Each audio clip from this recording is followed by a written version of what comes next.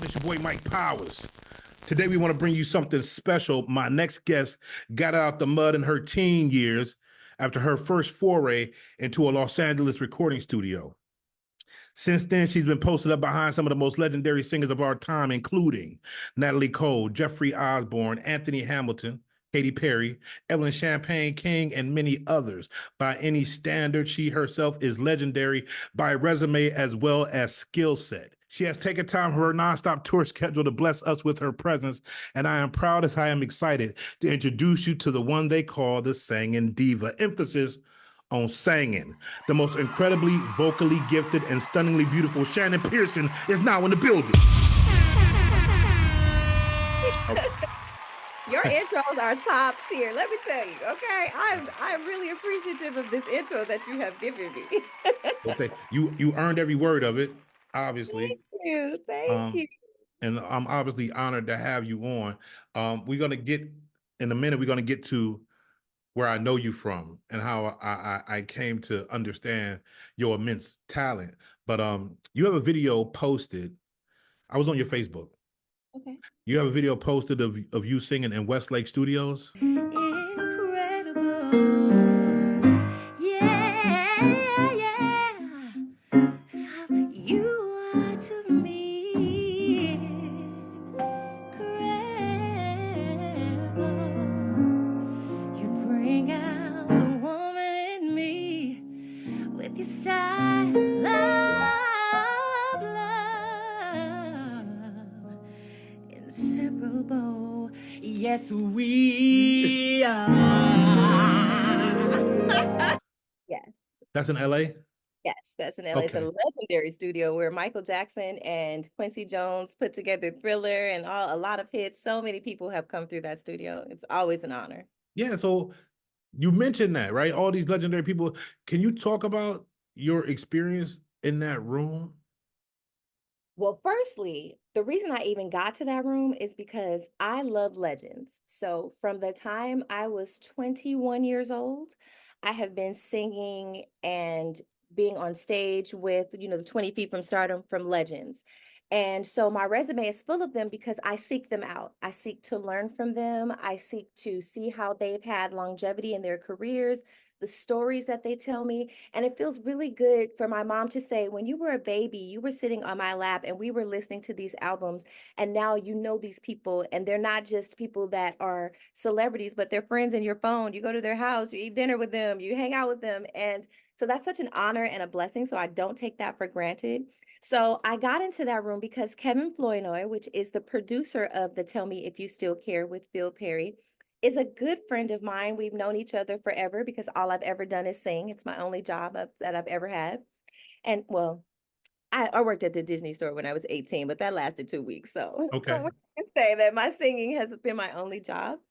And so Kevin had called me. Everybody always likes me to be at the studio, whether I lend an ear or a laugh or just some fun, just to hang out. Like, Shannon, come down, come down. And so I did, and Phil was there, and I know him already. And so Phil was there, and he said, Shannon, get on this. There needs to be something here. Get on this song. First of all, I gotta unpack some things because it's Phil Perry. Oh, come sing with me. Like such casual language. It's like Steph Curry asking you to come take some jump shots with him. What are you talking? Like that's crazy. He's like, yo, just come sing with me. And if y'all don't know who Phil Perry is, some of y'all out there may not know, but just go type into YouTube and go type in "call me," right, and get blessed. And then go type in "forever" and then just get blessed and then go down a rabbit hole after that because you talk about a singular voice. Is never been one like him. It'll never be another like him. I don't know what's inside this guy with this thing in here that's coming out.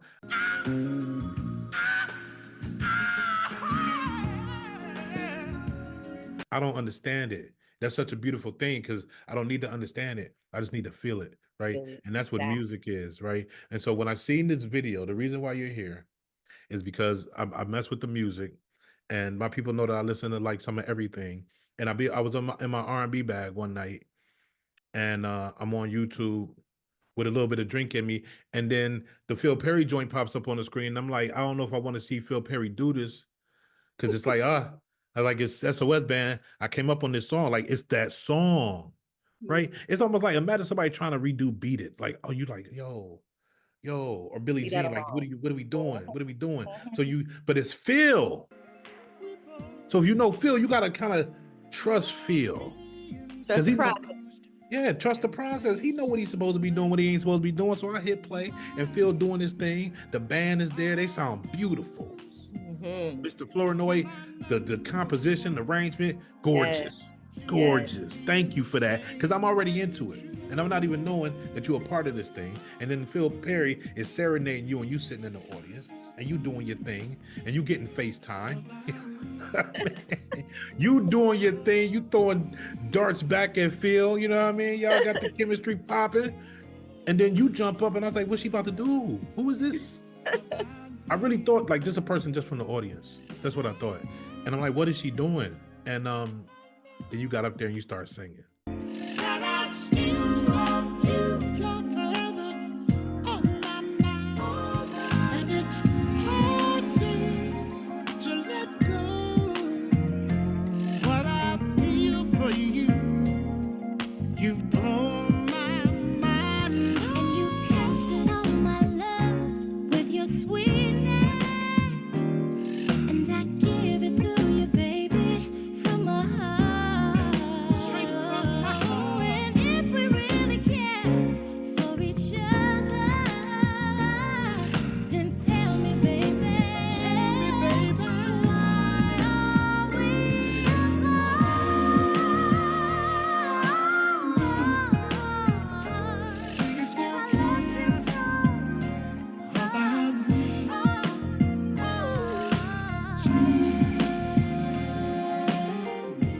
And I mean, you're cruising along at like 35 miles an hour, and then when it was time, you just mashed the gas.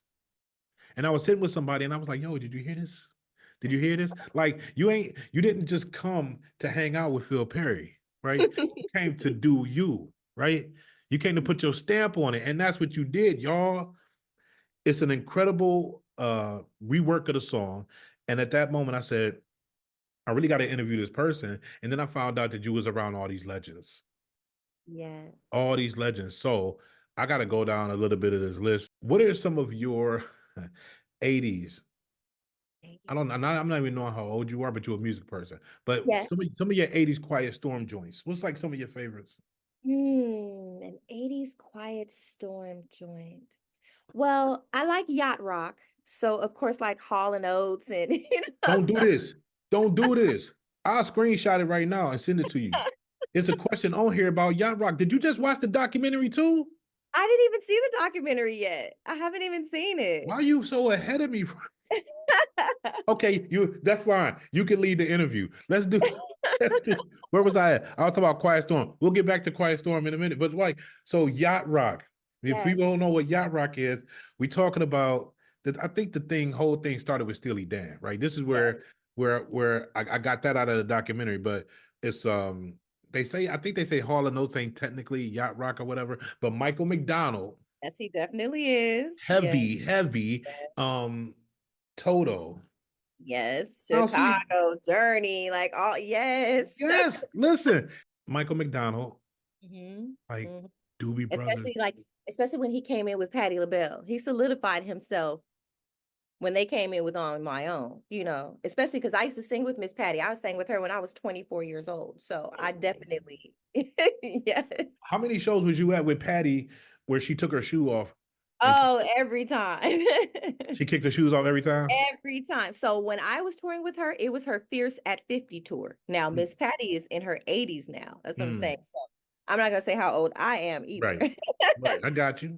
I learned so much from so many legends that, if I have the opportunity, I'm going to take it. I'm going to sing with you. I'm going to learn from you. I'm going to sit at your feet and soak in the knowledge of our elders. I'm going to do that. I have a couple of friends. I have a dude, my man French, my man Mav, they co-host a show with me, and they say I'll be giving out too many invites to the cookout. Sometimes they're deserving. Your music is playing at the cookout. You can come get a plate. Listen, because I said to my man, I said, listen, I said, John B gets a cookout invite. Yes, I sang with him. I know John very well. Oh, listen, because we could get into that. Because I did it. I taped it. It'll come out in a while. I had a whole rant about John B. How I reached out to John B. and then he didn't say nothing. Now I'm blocked. I only said one thing to. You know how I come because I talk to you in the DMs. You know how respectful I am. And that's Yes. just how I came at John B. And then next thing you know, I went to go back to be like, yo, I'm still here though. And it's just like, no, you can't message John B. And I'm like, John B, do you think you Katy Perry? Like, what we do? And I love John B. And then my man's like, nah. He said, you can't invite John B to just because he's saying some black songs and he got a black girlfriend on me, you go out to the cookout. I said, listen, when you go to a John B show, who you think in the audience? Whole bunch of sisters is in the audience. Like, if John B is paying rent and eating well, it's because black women is putting Love money in him. his pockets. Yes. So, Yes. yeah, he coming to the cookout. Michael McDonald coming to the cookout. Harlan Oates is coming to the cookout. They Robert can pull up on Palmer. their yacht like we're in Detroit. They can pull up on their yacht and come over to the back and listen to us. Right. Robert Palmer. Have you seen the Robert Palmer performance on Arsenio Hall show when he does Mercy, Mercy Me? Oh And, my and gosh. I And want you. I was so shocked. You saw it? I did. I looked it up on YouTube. Oh my God. Listen. Mhm. It's such a legendary performance. And I mean, I love Marvin. He just gave Marvin a run, and they're gonna say I'm slandering. No, he really gave Marvin a run for his money when and Robert Palmer has a history of like taking these black songs and then he make them because Stephanie Mills just said this, Mm. because we got to look at it from both sides. They love our music, but they like to see other people doing it. That's right. And that's true. Now that's a bit of a problem. That's a bit of a problem because Timberland will get with certain people. It will get with Justin Timberlake, and they'll make some decent R&B joints.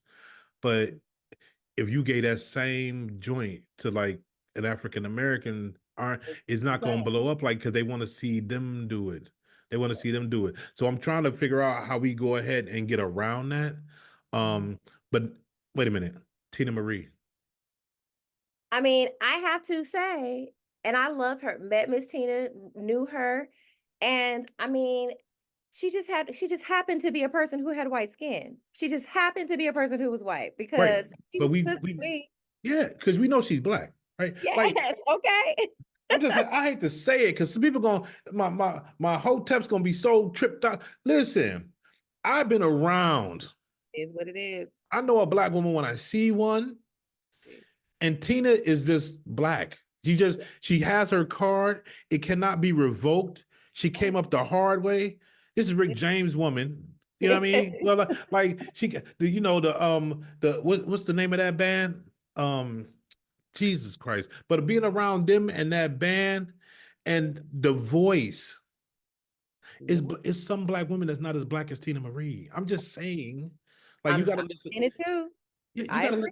you gotta listen to Out on the Limb. You gotta tell me how you get blacker than Out on the Limb, You no. gotta be with Portuguese in love. You gotta come with irons in the fire. Like you gotta go back to when I was a kid listening to Tina Marie and knew that she was a black woman crooning while my mama was cleaning up. I mean, it just is what it is. Fire and Desire, Uh, it's a classic. like, let's be real. And like, let me give you another name, Josh Stone. Oh, Joss, yes. I'm hip now. She I told you. kills. She kills. So soulful. So soulful. Yeah, and her and Raphael Sadiq made some music together. They was a couple for a while. And one of my favorite Josh Stone songs, I don't know if you know this, it's called The Choking Kind. Oh, I'm gonna send it to you. I have to listen to that. So Okay. this is what your brain will do. Cause you a real singer. Listen, and your handle is Sangin Diva. That's correct. And I got a friend who I had to try to explain to him because he's not black. I love him to death. But he had a difficult time understanding that there are certain things that's just the province of black people. It means something to be black, right? And it's like we have all of these things, and one of them things is singing, not singing. Not singing. There's a difference. Singing. Singing is a whole different animal. You done put this in your handle. It's who you are. It's your moniker, Sangin Diva. Lord have mercy. Lord have mercy. You just said Sangin already. That's pressure. And then you said diva. Listen, so in terms of your divaship, what did, because we got Diana Ross original diva, Mm-hmm. Whitney, Yes. Mariah, Mm-hmm. you said Patti.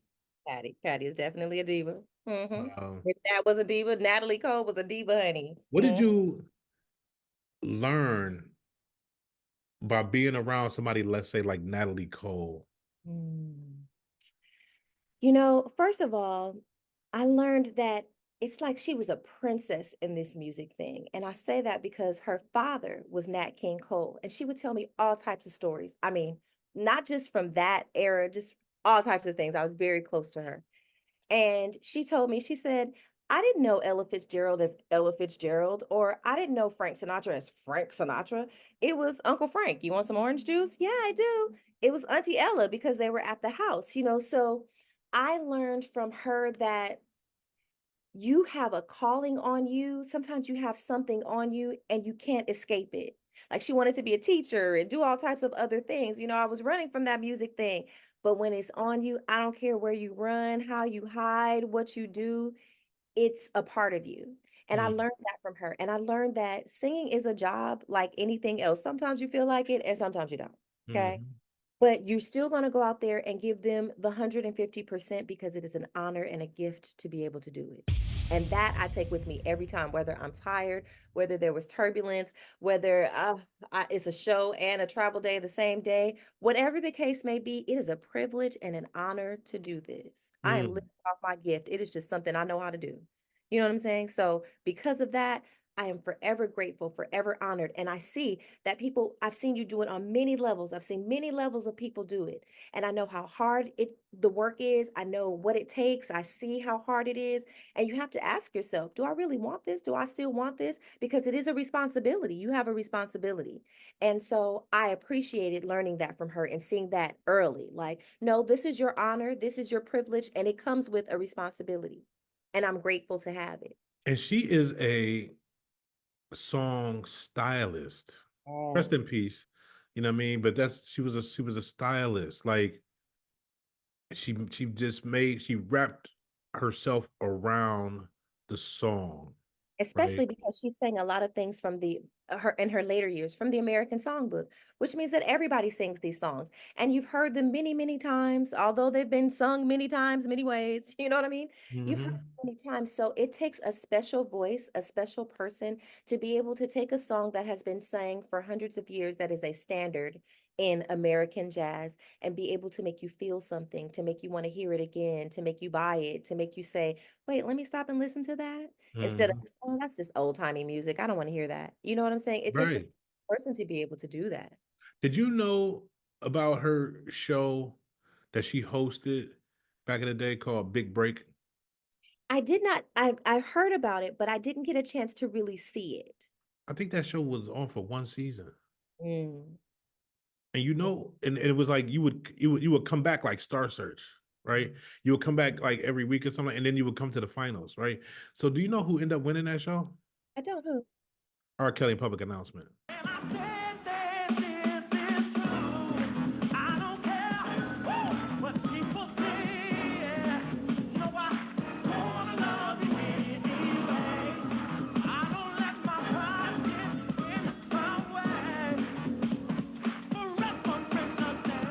Altrina has 255 points, and unless R. Kelly and MGM score higher than that, Altrina will be the champion.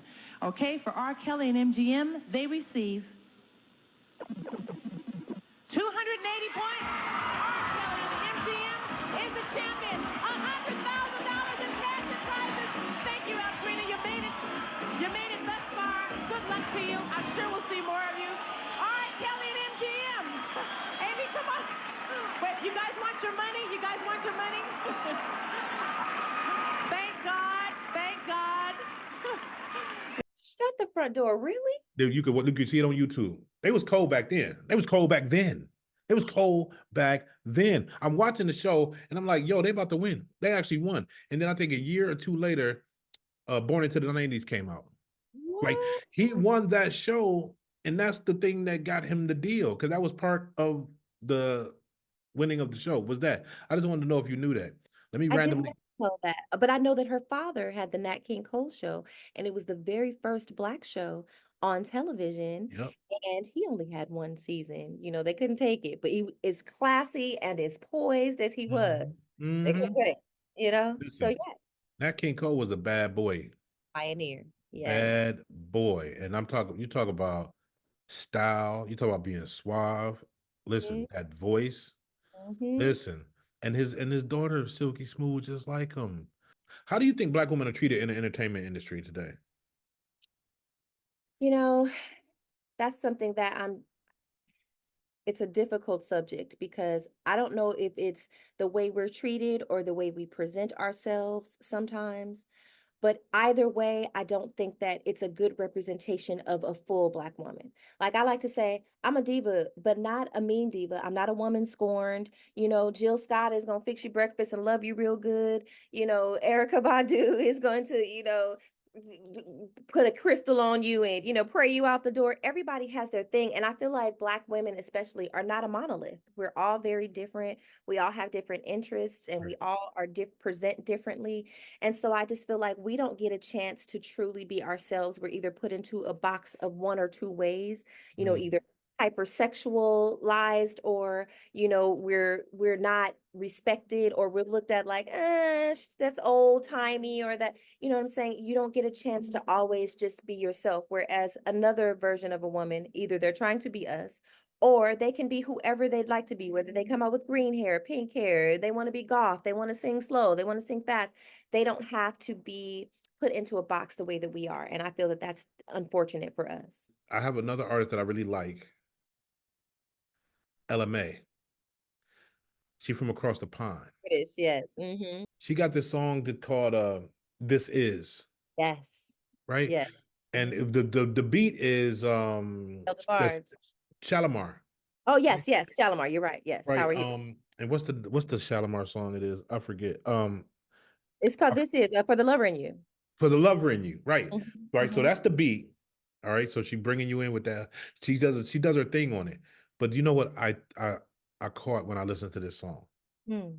with a lot of these singers, the soul is missing. It's a good song. It's highly produced. It's Mhm, got they turning some knobs on there, mhm. and you don't really get in here at that. It's a great song. It's a For bop. two reasons. I think Yeah. that's for two reasons. Firstly, I feel because young people didn't live through the experience of the music like we did. There's a different thing. And then also, everything is digital. And even if you look at the sound waves of how digital things work, analog just has a different feel to it. There's a warmth to it. There's a spirit to it. There's a soul to it. When you do things analog and you record things analog, especially even when we did this song, we were in the same room together. And that's Mhm. because music is alive. It breathes, it moves, it is tangible. You know what I'm saying? And when your spirit mixes with another energy and another spirit and you guys come together, you make something magical. And digital has stripped that from us. And also, our younger generations didn't go back and study the crates. They didn't go through. They just got a track and they don't really know the history of the song, where it came from. I know Howard Hewitt very well. I've sang on songs with him, done things with him, so these people, the history of them, the groups that they came from. You were, listening to the parties where your parents was playing bidwiz. It has a connection to you. Our younger generation doesn't have a connection to the music. It's just something that they're saying. It's just a beat that they know that they don't even know. It's just Mhm. a nice song to them. So the digital element is gone. The digital element has stripped something from the music, and then not knowing your history of it and not knowing what you're coming after, not knowing what's coming before you, well, then that too has taken an element from it because now there's no respect value for it. It's just a song. October London. Mm, You mm. hit Yes, of course. Yes. So we did the Long Beach Jazz Festival. He closed it out. So he was there before us, and I closed it out with Jeffery Osborne. I opened it with Tom Brown. So I saw his whole performance. Like, yeah, Yes. Listen, your resume is a who's who. It don't make no sense. It don't make no sense. October London is let me just say that. I just wanted an excuse to say October London because he's on fire He is. Yes, right he is. now. Marvin reincarnate, okay? And they have his Yes, own style as well. So it's yes. like a mix of nostalgia, but he still has his own thing. And I'm just so proud. I can't wait to see what continues to come from Oh him. my God, he's so swaggy. So Mhm. swaggy. I had to put my son on to the boy because my son wasn't hip to him. Damn. Oh, you did. You did what you're gonna do for me. I My did. Rufus and Chaka Khan. Listen, and in my notes it say I can tell you really respect music because of how you did it.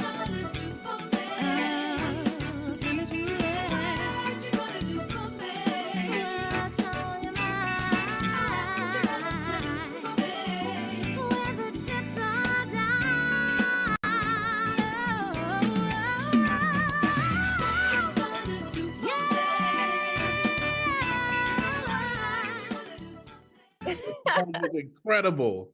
And Thank you. how many takes was that? That was just one take. So let me tell you what happened. We were in the pandemic. It was during the pandemic, and some of my friends from London, Shaka Khan's musical director and bass player, was the one who put it together. And he was like, "Hey, just come through, whatever." And I said, "Oh, I didn't know that we were recording it to put out. I just thought it was just something we were just doing." So I was like, "Okay, I'll come by and I'll just sing it." And so I was just like, I'll just run it down. So it was just one time, and I when I found out that they were recording it and we were putting it together, making a group out of it, I was like, "No, I want to do it again." Like, "No, let me do." And they were like, "No, too late. We've already." It was just for the internet. And then we did another Shaka song, that was called Eyes. What was it called? Eye to Eye. And they Mhm. gave me a vinyl for that one, which Mm. is also under the group Output Input. And so it went really, really large overseas, and they gave me my own vinyl for it, which I'm so excited about. So yes, and it was beautiful. And there's a video for that one as well. Yeah, because So that was another. That's again. Nobody's supposed to do what you're gonna do for me. Nobody's supposed to do, but you did it. You did it. Like, listen, it's all. It's like diving off of like the biggest diving board and then oh, sticking that. Like, it's no. it's amazing to watch it happen because I have. This is where I get to this point where I don't want to see people because I in my earlier days I have clicked people's stuff Mhm. and heard them butcher it, Yes. and I get disappointed and I say, you knew better than to mess with Stevie. I say Yes. that. And I think Taylor Swift, shout out to Taylor Swift because I think she made the right endorsement. But shout out to Taylor Swift. But she ended up doing Dancing in September by Earth, Wind and Fire. Come on now. Don't do Come on that. now. Come on, quit playing. Quit playing. Quit playing. Quit Uh-huh. playing with Mhm. these guys. I And see, mean, it's the legends. It's the legends. And I knew that I could not do a legend unless you had to approach it with the utmost respect. And I've sang with Miss Shaka. I've also done her when she did a streaming November Thanksgiving special a couple of years ago. I was a part of that as well. We shot it at her house. And so like I know Miss Shaka and I understand she don't be playing them games either because her ear is impeccable. And you can't be playing them games with her, okay? You can't play. she is she be ready to snatch. Like Yes. I can just feel the vibes. Like I Yes, could she ain't like playing. I watched her tiny desk. Like Yes. I watch anytime I get any opportunity to see her live, I watch it. She like on that James Brown thing. Like you got to be in pocket. Somebody about to get snatched backstage if they Hold not. on. You about to get it. I'm telling you, you better be right now. She heard you perform this song before. Not she heard me perform it because we let her hear the stuff, of course. Hmm. But that wasn't why I was just singing with her. Right, right.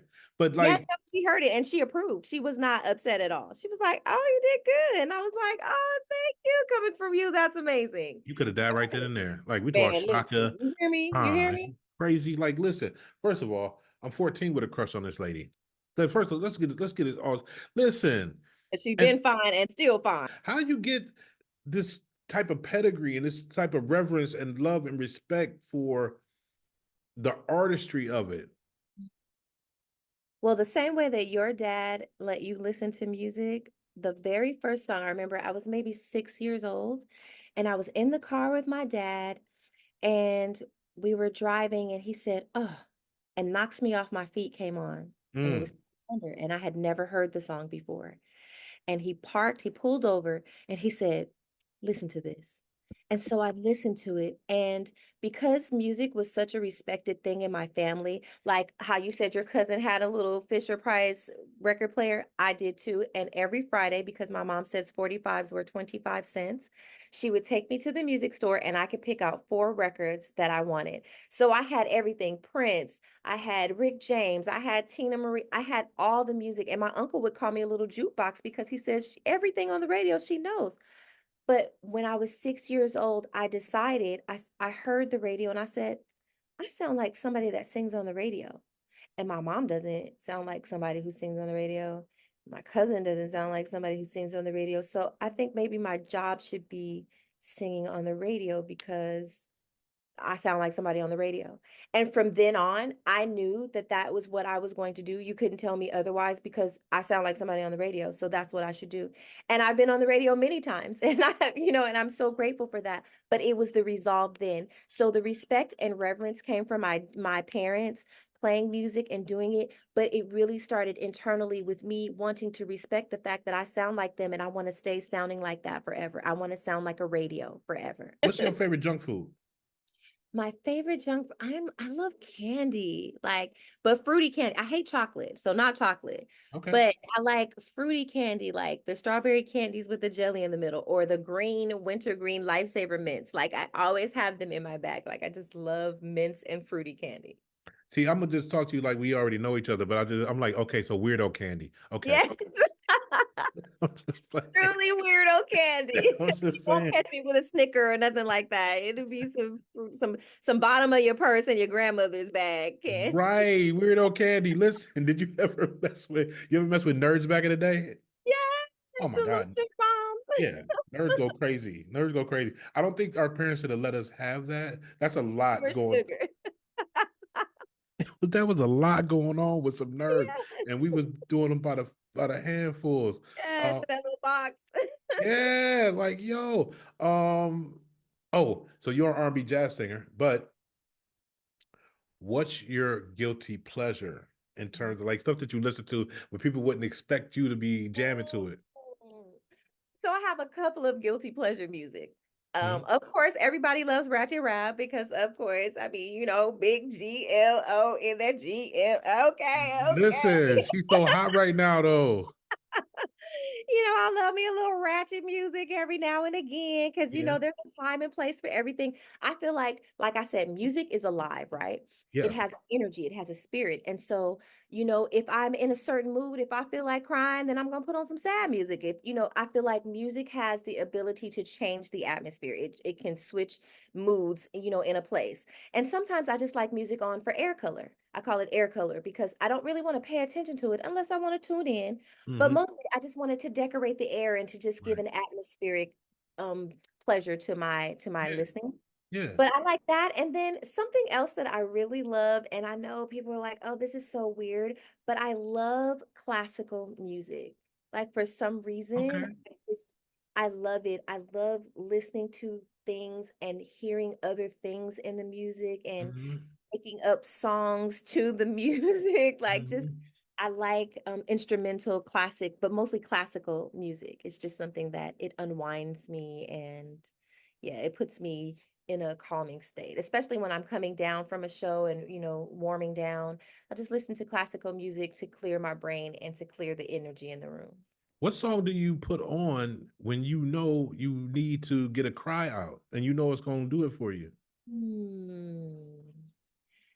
Wow. I don't want people to be playing my cry song around me. I know that would be horrible, but that'd be mean. They shouldn't do that. You'd be like, I'll "Oh, tell I you know what. that's your cry song." So I'm like, "No, it hit me right here. I can't do it. It hit me right here." But it would probably be a gospel song though. Like sometimes and I didn't grow up singing gospel like music. To me, it sounds like, I don't Yeah, understand what they're saying yeah, a lot of times. yeah. There's a Tremaine Hawkins song Mm. It's called What Shall I Do? Mm. And sometimes when I really need to focus on an issue, a problem, knowing that I'm going to have to leave it. Like there's nothing I can do to work it. I've done everything that I can do, forwards, backwards, up, down, in, out, to figure it out. I'm gonna have to leave this here. And so my question is, well, what shall I do? And it gets me there. It gets me to letting it go. It gives me a freedom to just say, it's all right. I'm trusting you. I'm asking you, what can I do about this situation? And I think for me, that would be my one. You ever had your heart broke? Heartbroke. Yeah. As far as a song or Have just you the had your heart broken? oh, have I? Oh, of course. Oh, yes, I Okay. have. I Okay. definitely have. But I And feel like even with that, it's a lesson. mhm. That love is something that when it breaks, that just means that your heart is expanding, that it's more love is supposed to be let in. That meant that you had left it too closed off. You thought that this was the end, and that wasn't. So yes, I definitely have had heartbreak once or twice. Not a lot. Yeah. But once or twice, Do you, definitely. do you think what people would consider true love? Do you find that it's harder to find these days? Mm. I think that people have a misunderstanding of what true love actually is. Here we And go. that's why they don't fail to find it, because true love is not a feeling, it's a choice, it's a decision. I'm going to decide to choose you every day. I'm going to decide to love you regardless. When you think of our children, they piss us off. They do things that make us upset. Boy, you scared. They make you want to choke them sometimes. Hmm. But the true love in me says, but you still mine. I don't care what you've done. Tell me the truth so I can help you Hmm. and try to minimize this situation, but Hmm. that doesn't mean that I don't love you. I'm gonna love you no matter what. I don't care who you bring home. I don't care what you have done. I don't care what anybody else says about you. And I feel that if we had that same thing as far as who we love, sometimes the first sign of trouble, and it's like, would you want someone to give up on you like that? Would you want your mama to turn her back on you? Would you want this person that you have given your all to, that you love so much, to be like, yeah, nah, I'm good, over Hmm. something that anybody could have done? I don't mean like cheating or abuse or, I don't mean those type of things. I just mean that sometimes people feel like you have so many options. The internet has making you think that you have so many options. You think that just because somebody's in your DMs that you have so many options with them when they got a whole family and they just messing around. You know what I'm saying? Like, I feel like true love is a decision that you make. Yes, feelings are involved, yes, but feelings are fleeting. I can be upset with you today and 5 minutes later still love you. Is the love still there though? Are we still making this decision to be with each other? So is true love hard to find? If you don't start with yourself, yes. You ever have you ever sang that song by Anita Baker, "You Bring Me Joy"? Yes. You get on that one too? Yes. Oh no, I've never sang with her though. I've never sang Oh, with Miss. right, but you sang the song before, Oh yes, of course. Oh because that yes. thing that's a special song now. It's you right here. Yes, yes. First of all, when that first album came out, Mhm, like, come on mhm. now, it's so Even when she many. was with Chapter 8, when she was with Chapter 8 and she wanted Mhm, to just be your girl, okay? mhm. Yeah, Yeah. yeah, yeah. Yes. Need to know. And I mean, I can't say nothing. Things happen on the internet. Something happened between her and Babyface. Ooh, Listen, I'm not gonna get in the middle, but I'm ooh. just saying. So, I'm just saying he wasn't wrong. He might not have been right, but he wasn't wrong.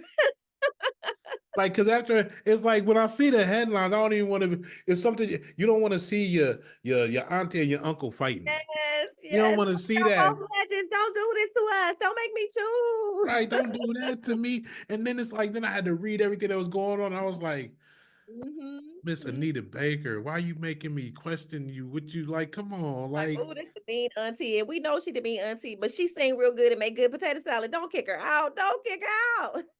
and so because it was going down that road, I had to step away from even reading anything else about the story. Because you're not gonna ruin my Anita Baker memory. Like, Exactly. she just did too much for me in my formative years that she's right here in my heart. I'm not about to play with that. You know what I mean? Sometimes I tell people, if you really love a celebrity sometimes, you should just love them from afar. Like you shouldn't know them as a person because it bursts your illusion of them. You know, like before we knew Whitney Houston's personal business, she was just a princess, a diva. She was an R&B princess. We loved her. She had the smoothest voice. She was classy, and that's all we knew.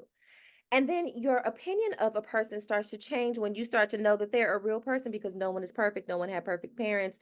You know, everybody goes through some things and life be life. And on every turn, I don't care how much money you got, it doesn't mean anything. Right. Life is life and knocking on your door. And I can't pay this doctor enough to take this cancer from you. Or, you know what I'm saying? So those things don't really matter. So I just feel like I tell people if you like a person, a celebrity, and that's not your job, you're not close to them, just like them for their art. Even when R. Kelly got in trouble and people were like, "Are you still listening to his music?" Yes, because you have to separate the artist from the art. Because if you knew the backstories to a lot of your favorites, you would be take Diddy for example. He shocked a whole lot of people who did not know him, right? Shocked the world, right? Yeah. But when you know these people on a personal level, here's where the love comes in again. I have to bypass Auntie Anita. I just gotta bypass that she the mean auntie. You know what I'm saying? I don't know. Something happened. Her and grandma got into it, and that just stayed with her. I don't know. You Right. know, Because what you think I'm gonna stop listening to Rapture? I'm not.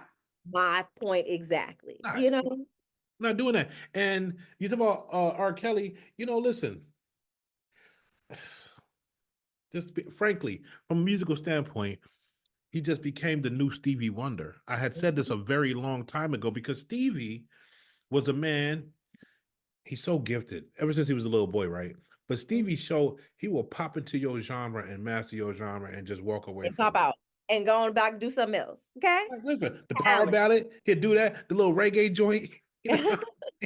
And then gave you a classic to sing forever. Happy birthday. Like I'm gonna give you all the things that you need. Now, if Right. Stevie made us upset, I'm not gonna cancel his music because of that. You think I ain't gonna sing the black version of Happy Birthday because we made Right. It's a I know. must. It's a must. And then R. Kelly had the same thing where he was able to touch all these genres Yes, and yes. just master these genres and And speak to whatever us. mood you needed for R&B. And listen, the man even went stratospheric with the pop when he did I Believe I Can Fly. He That's said, what I'm trying I'm to gonna come say. to your Celine Dion area and I'm gonna put my foot in it. And he did that. And that was like the biggest song for like a couple years, right? So Every kindergarten and sixth grade graduation, everybody was singing it. Okay. yeah. And that's what I'm And saying. You have to separate the artist from the art because everybody has a skeleton, a bone, or something in their closet that would make another person offended. And I can't live like that. And back in the day, and I had to remind people of this, before social media, I didn't know everything that Lionel Richie was doing 24/7. Like every once in a while, if something popped off at the time that Jet was about to go to press, you might read about it in Jet magazine. I mean, for my people that know But if about it was Jet 2 magazine. weeks past press, you might hear about it, or it might be just too old to print now, you know? Right, right. But you just didn't know every single argument that he had with his girlfriend. And this is Mhm. what, Instagram and all this other stuff. Like, I'm not gonna name these people because I don't want to put light on them because these are some ratchet people who they famous for being ratchet. That's pretty much it. But it's Mhm. like it's a couple of people where they whole relationship, like the only time I see anything about them on Instagram is about them They're beefing. fighting it. Yes. That's the only thing I know about them. Like, I don't want to Mhm. say their name, but this guy, I don't know what he really does. And this girl, I don't really know what she does. I just know that everybody seems to know them, and every development that happens in there, he went to jail. She broke up with him. She was somebody else. He out of jail. They back together again. They fighting again. She It's fighting on. with the baby. She fight with the baby mama. Who are these people? Right. And then you see a video, like I saw a video a while ago of Neo, the girl was trying to trigger Neo at the crib. Have you seen this? Like A she's up in mess. my man's face talking all type, and he's just doing because he knows what's going on. Mhm. She's trying to bait him to Mhm. snap, and he's just having to sit there and And essentially take it. somewhat be emasculated by this person that's filming all of this, talking about the children and everything like that. Like all of our business don't belong In on the social street. media. Yes. My Yes.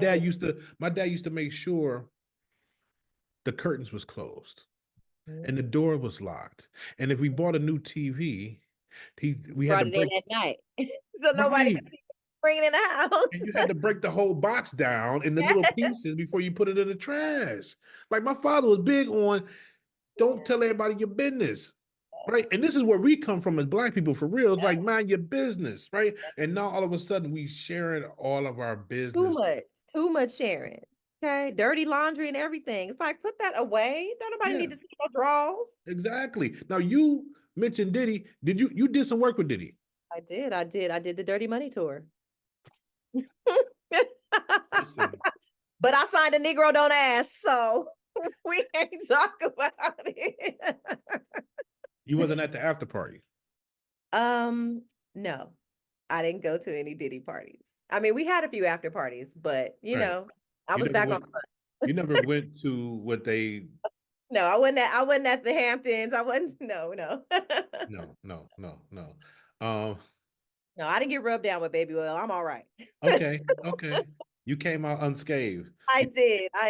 You have, if somebody subpoenas you, you don't have any meaningful testimony to offer. Nothing to offer. Nothing Gotcha. meaningful to offer. What do you think, not necessarily about him specifically, but this cautionary tale of like our icons ending up in these sort of situations 30 years down the line? I mean, we got Russell Simmons and Bali. Mm-hmm. We got Diddy held without bond to this point. And then we have rumors and stories of many, many other people, whether they have just passed or not. And my thing is this, like you said, back in the day, things like this could go unnoticed and untalked about and unheard because there wasn't a 24-hour news cycle. There wasn't anyone who could just pick up their phone and put information out. There wasn't screenshots and texts and you know what I'm saying? So things had a different way of working. It doesn't mean that it was right, but it was just a different way of working. And even when I first came out on the road, I was 21, and the first rule that you learn is what goes on the road stays on the road. So you don't come back and talk to his wife about the things that were happening or what's going on or the things that you saw or the things that the places you were. That's not your business. That's how you get fired. That's how you get shut down. That's how you won't go out anymore. Yeah. I just say that, this is the time that the veil is being lifted for a lot of things because, nothing can stay in the dark forever. And so this just happens to be that time. And all to that I have to say is what a time to be alive. What a time to be alive. What a time to be alive. Listen, what the heck did Cat Williams start this year at the beginning? Okay. He said, "Oh, y'all want to see Pandora's box? I'm not gonna open it. I'm about to stomp this bitch." Okay. Yo, oh my God! It started all with Time Cat. to be alive. You know? It's a crazy time to be alive. You was on tour with Tony. Yes, I just completed the Raphael Sadiq revisits Tony tour. And It so was y'all singing y'all singing all Another the Rain, hits. Another Rain in All Southern the hits. California. Yes, And, oh yes. my God. And Ray is such a genius. Raphael is such a genius because like every two shows, it was different. So if you came to one show earlier in the tour, by the time you got to the end, completely different songs, completely different set, completely different arrangements. Like being there to me, being with Raphael was like being around George Duke. I was the singer of the George Duke band from the time I was 24 to like 31, maybe 31, 32, up until George passed. And like just George was the type of person, ain't no set list. I'm just gonna call it. Just stay on your toes. You had to be on your toes. Like he was such a musical genius, going to change things. And Ray is like that too. Raphael Sadiq is like that too. He's just like, I was thinking, I know we're gonna do that, but how about you take this part, do this, do that? Just genius. Right before the show starts, like anything. Just no, you know what? I know we said we was gonna do this, but this time I'm gonna do this. And he'll let you step out and sing and just like amazing. He was a wonderful person to work with. Did y'all perform Something Keeps Calling? Yes, something keeps calling. Yes, we Listen did. And we know what that song, this is what I've heard, and I think I remember this correctly. We know what that song's about, right? And you tell me what you it's it's about addiction, From his right? brother. And so the line comes from New Jack City. Yes, because it's calling me Boogie. Keep Yeah, calling. it comes from it, right? And Raphael has been forthcoming about some of his struggles. Yes, but he doesn't touch anything. Right. No alcohol, no drink. But it was in his family, and his Oh, okay. a Okay. brother of his passed from that, and so it was just like, he doesn't touch anything Yeah. at all. What an amazing record, though. Yes. Like, it's so Oh. different. When I first Mhm. heard that record, it's like he's got that guitar on it. That's just, Mhm. it's like I'm not used to hearing him like that.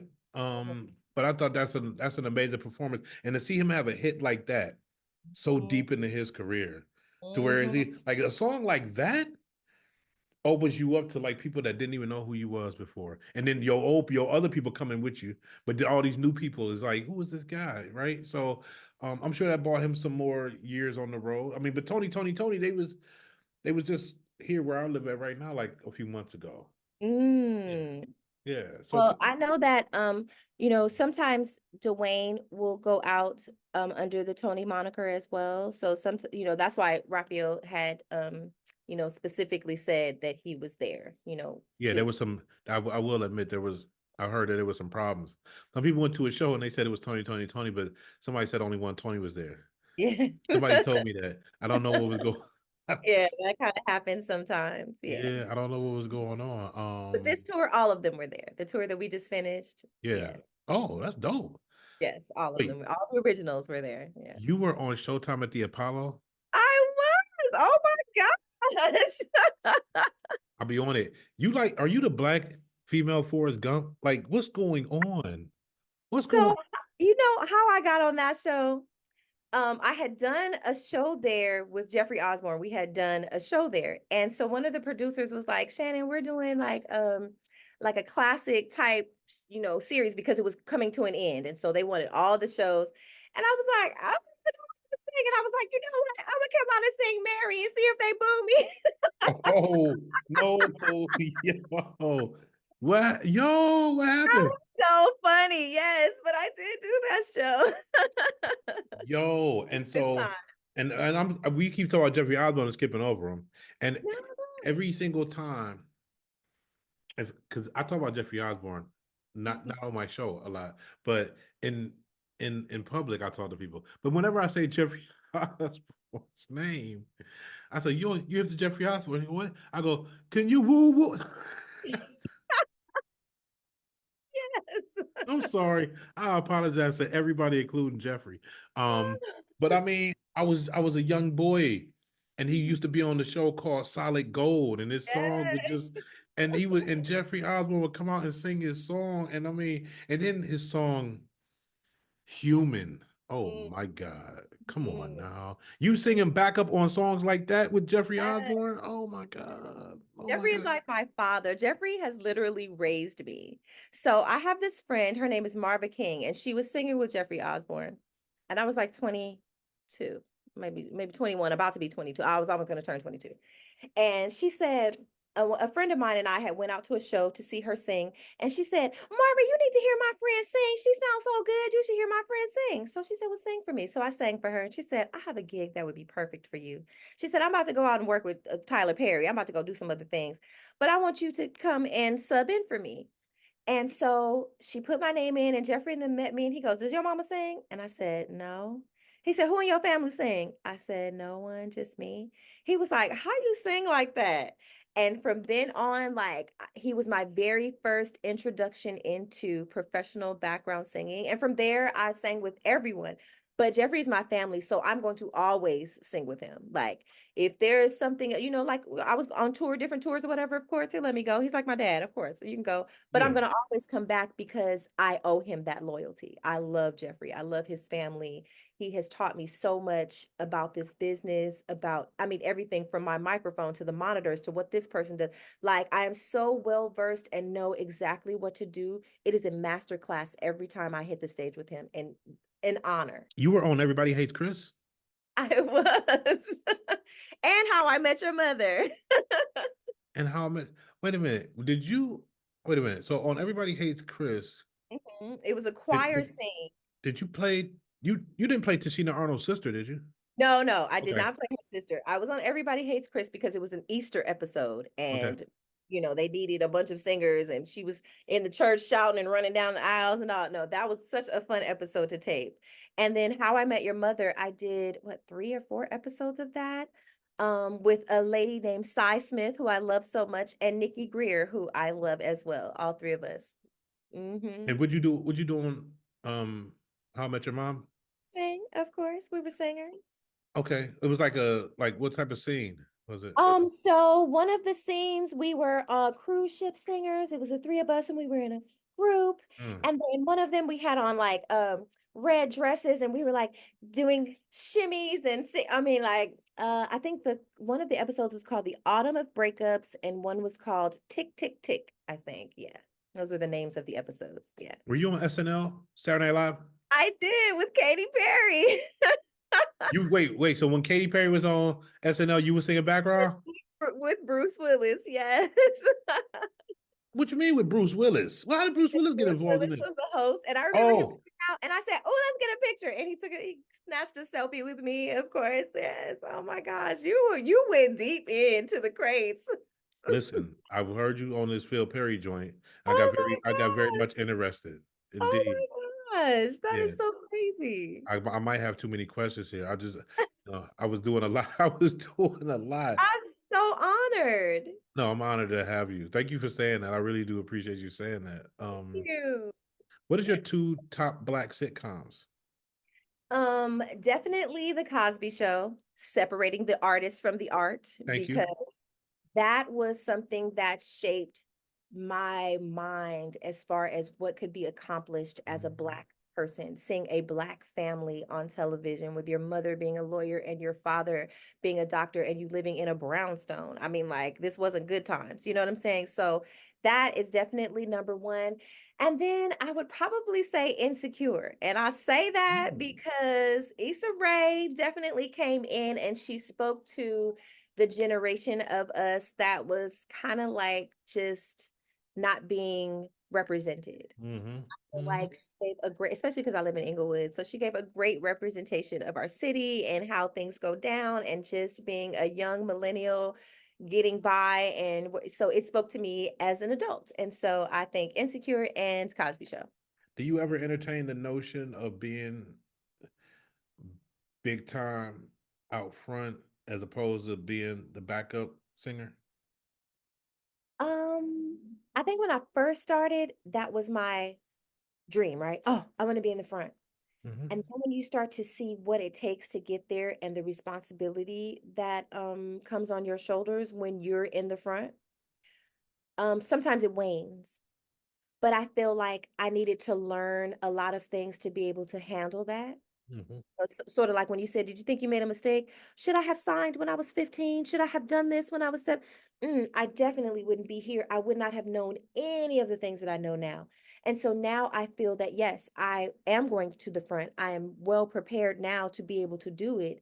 And so now when I take that step, I am quite confident in what I'm doing. I know the ins, the outs, the business. I have the network. I have the camaraderie. I have the wherewithal, the connections that I would not have had 10, 15, 20 years ago, you know? So I feel like, yes, I'm going to be in the front, and it is a big jump and it is very different, but I believe it's something I can handle.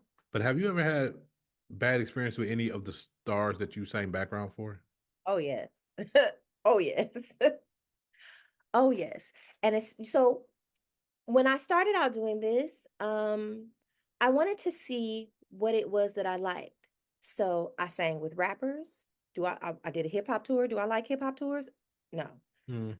I did a country tour. I did pop tours. I sang with Demi Lovato. I sang with Leona Lewis. Katy Perry. I wanted to see, do I like the pop arena? Do I like that? Do I like R&B, straight up R&B? Do I like the jazz scene? Like, what is it that you like? And you can't know until you taste it, until you figure it out. And, I don't know if I like bananas if I've never had a banana. You know what I mean? So I took that opportunity to go around to see the things that I liked. And everyone isn't the image that is portrayed for them. Right. Sometimes you get with people and you don't like them. And there are people that I don't care how much you pay me. All money ain't good money. And you ain't gonna abuse me. You ain't gonna talk to me crazy. You Mhm. ain't gonna treat me, girl. So So, can would you talk about any specifics? no, because no, Okay, that's good enough. not on the record. Not on the record. Okay, we can talk off the record. Mm, Listen, because I know how to keep a secret. But mm. so what would you singing fireworks and Yes, roar and stuff like that? Really? that was the tour. I did the Prism tour. That was the tour I was on. What's Mhm. it like to sing a song like Fireworks? Because that's a monster. You know, to be honest, your mic is on, kind of, but that's such a big machine Mm, that everything is in its place. mm, There's a fail-safe way that I don't care. You can add water and stir anybody up here. It's going to go on. You know what I mm. mean? Yeah. So your mic is on, and what you're experiencing is 50,000 people, 100,000 people. The energy from that music is alive. It moves, it breathes. You see what I'm saying? There's an energy that comes with that. So that's what you're experiencing, whether or not the tracks that are playing is your voice or not. Because sometimes with those Mm, type of gigs, pop music, sometimes people don't want to hear a live R&B band. They want to hear it just like the record. So yeah. we don't care if you lip singing. We don't care if you miming. We don't care if you out of breath because you doing the dances. We don't care. Mm-hmm. It's gonna sound the same Mm-hmm. regardless. So the That's machine is a interesting. machine regardless. That's interesting. And Mhm. but let's just say what it is. Fireworks is a crazy ass song. Oh heck yeah. I mean, Like, yeah, another song, another Katy. See, I'm tripping right now. A lot of my dudes gonna be like, "Yo, what's he talking about?" But I'm very honest about this because, like, even like "Borderline" by Madonna is one of my favorite songs. People will tell you, like, I mess with "Borderline." yes, like I a mess, bird. yeah, I mess with "Dress You Up." You know what I mean? I Yes, mess with that heavy, heavy. yes, Listen, that's Nile Rodgers, like messing with Madonna in them early days. Now. yes, Like so, it's yes. like you wonder how a black person how that music seep into my soul. Nah, Rogers was messing with that. You know what I mean? Mhm. So I'm doing We too much feel it. talking. You feel the soul. You Yeah, feel what was at the cookout. Okay, you yeah. feel what was there. And I'm Mhm. singing every word of Borderline. Like I really will be outside singing Borderline. I don't care. I don't care.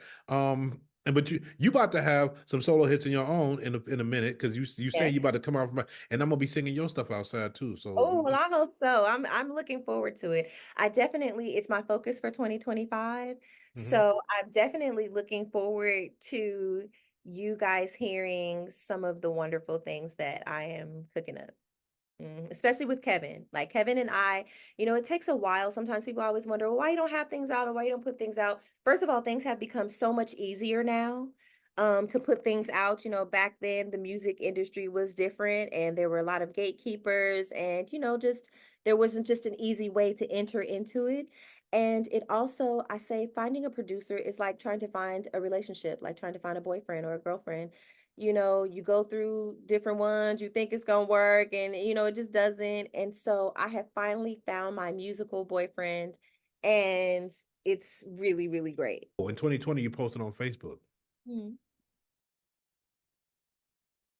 that you was feeling uninspired.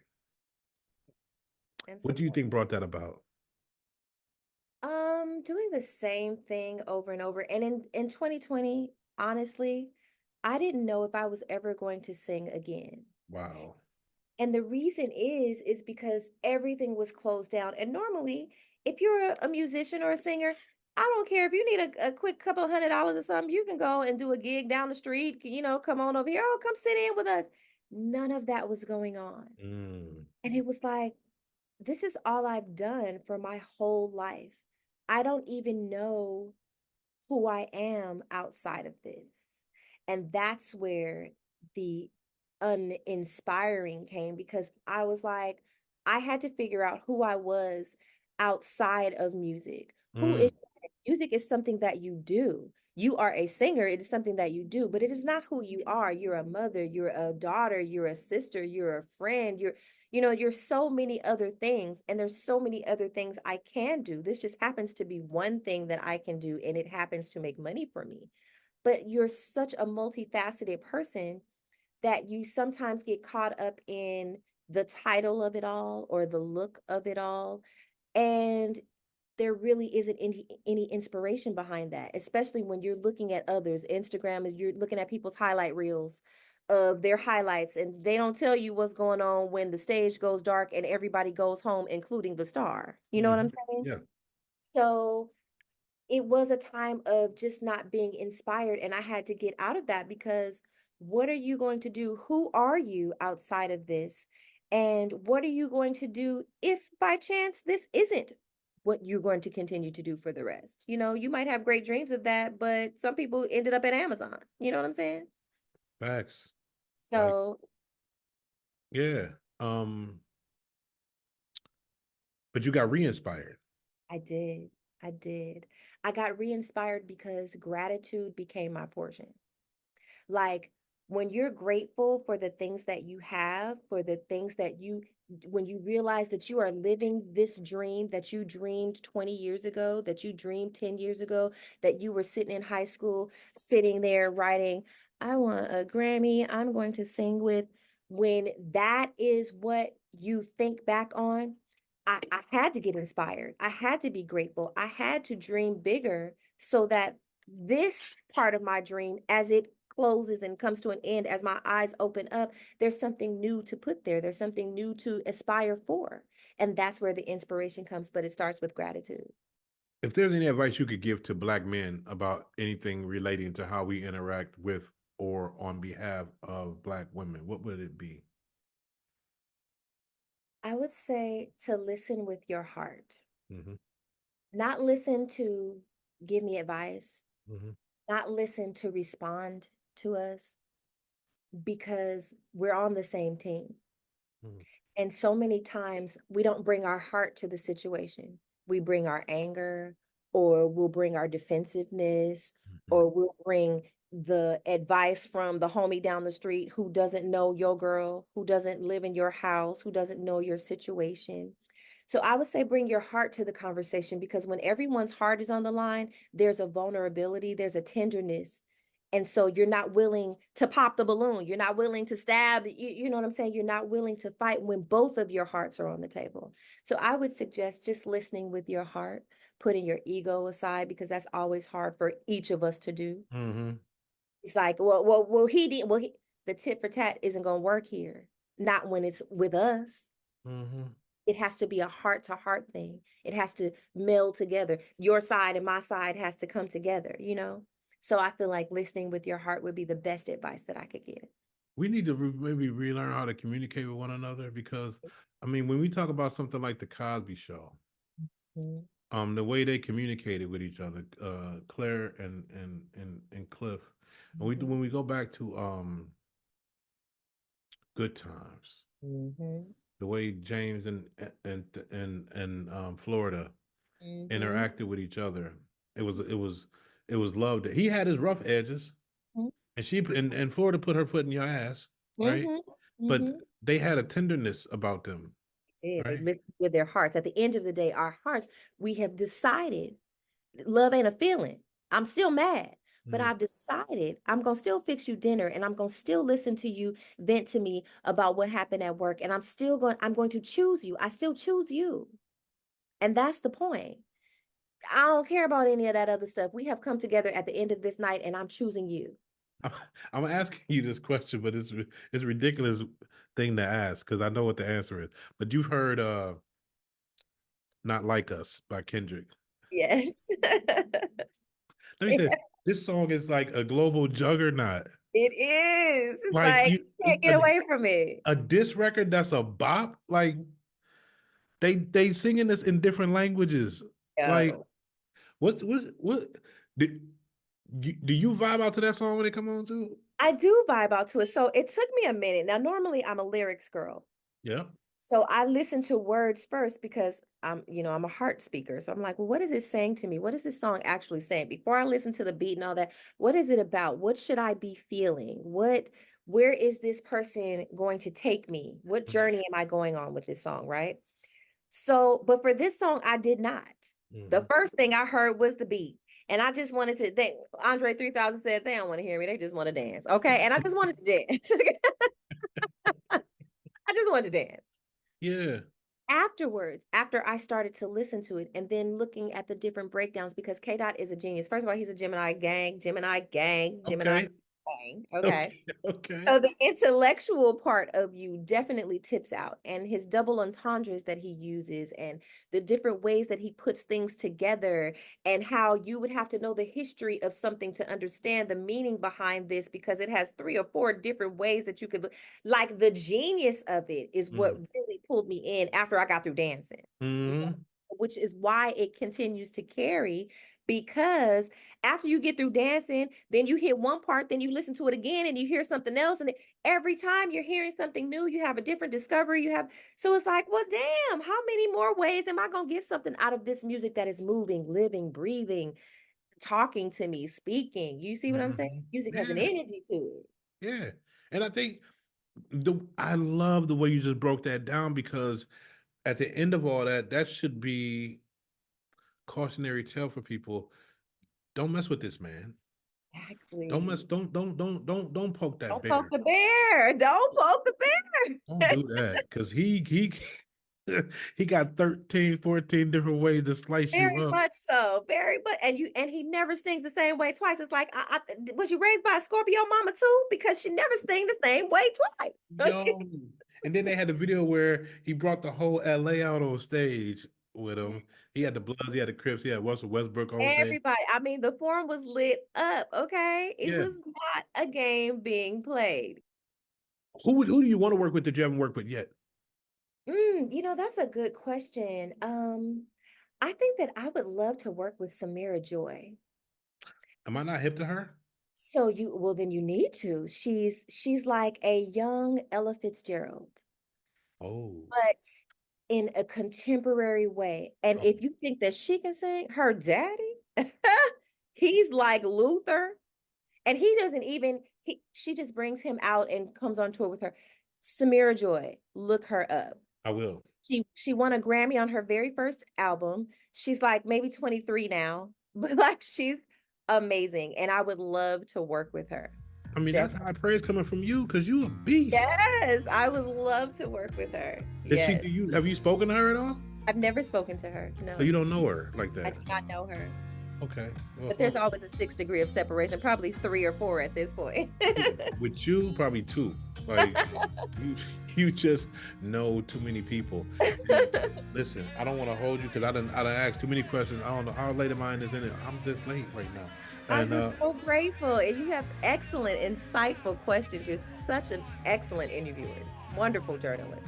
I thank you for that. I take that compliment very humbly. Thank you. It means a lot coming from you. What's poppin'? It's your boy Mike Powers.